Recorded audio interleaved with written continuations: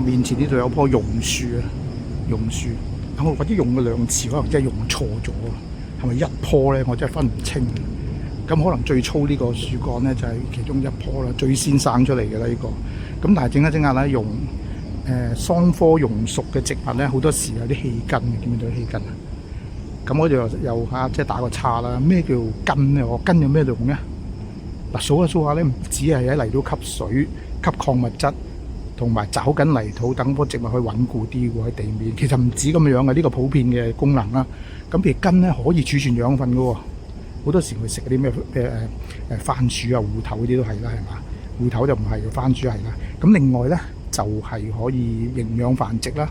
咁如果佢頂頭嗰度有個芽嘅話咧，咪可以好似樹仔咁咯，生另一棵植物出嚟嘅。咁原來根做好多功能，譬如氣根啦。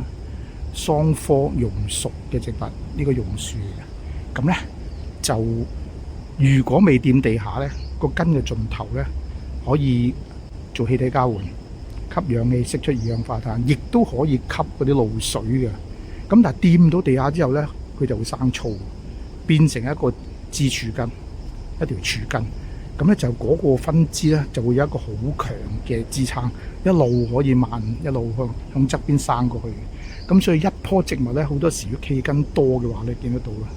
哇！嗰個樹冠咧，樹冠即有葉遮蓋嘅地方咧，闊得好緊要嘅。咁如果單一嘅樹幹嘅話，根本支撐唔到嘅。咁呢個咧就好霸王嘅呢類嘅植物，見到樹根啦。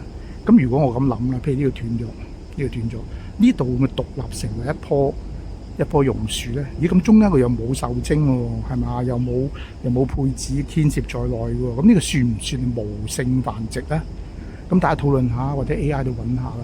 即係樹根變成一株植物，獨立嘅植物，算唔算係無性繁殖嘅一種咧？咁呢個值得討論下喎，係嘛？咁啊幾根真係好有趣，匿喺度影相又好靚。咁呢個係一個桑科榕屬嘅木本植物啦。